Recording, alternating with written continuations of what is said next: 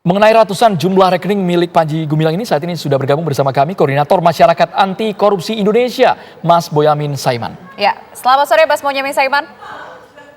Selamat sore, salam dari Mekah Al-Mukarramah. Terima kasih sudah menyediakan waktunya untuk kita dan pemirsa.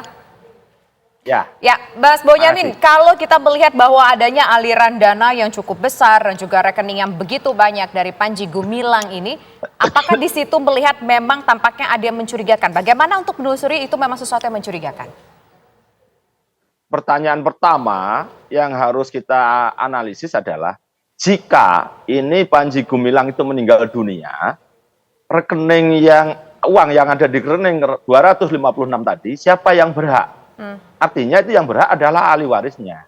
Nah, itu aja sudah pertanyaan yang mendasar, dan penyidik kepolisian saya yakin itu sudah paham dan sudah berpengalaman, karena dulu-dulu sudah pernah memproses.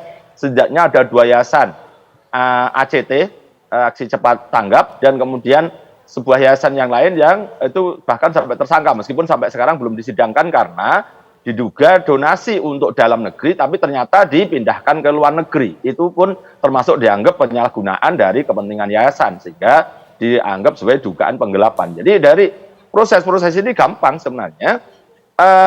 Dalam konteks mencari donasi keluar, itu kan atas nama Yayasan Pendidikan yang untuk mengelola Pondok Pesantren Al Zaitun.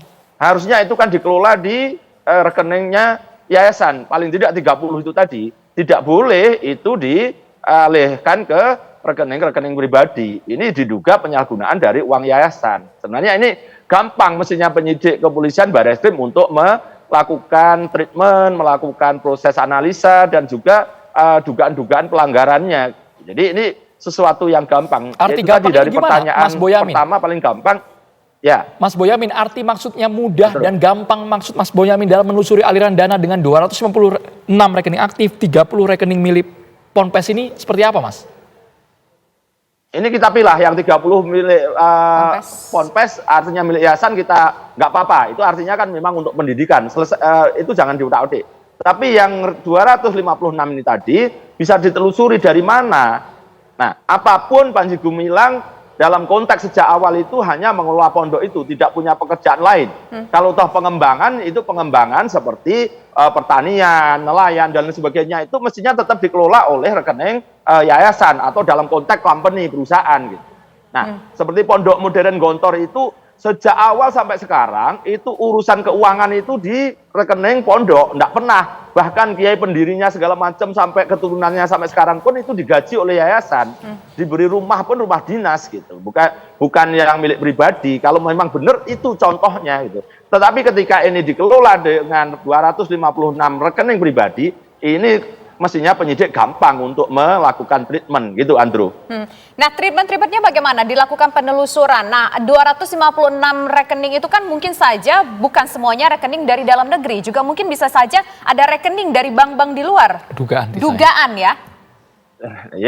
Ya bisa. Jadi makanya kenapa ini 256 ini kan pasti untuk satu rekening A, misalnya nomor 1, itu digunakan untuk buat kapal, katanya kan membuat kapal. Terus yang kedua misalnya untuk kepentingan pribadi atau urusan apa yang terkait dengan usaha-usaha, misalnya pertanian, koperasi segala macam itu. Jadi ini dan diduga dengan banyak rekeningnya itu kan akan terjadi banyak mutasi, banyak transaksi sehingga sulit melacak gitu loh. Jadi sehingga kemudian pada posisi inilah menjadi sangat rumit, dan yang bisa tahu hanya satu orang, yaitu diduga Panji Gumilang sendiri, supaya pihak-pihak lain tidak bisa melakukan penelusuran, misalnya pengurus.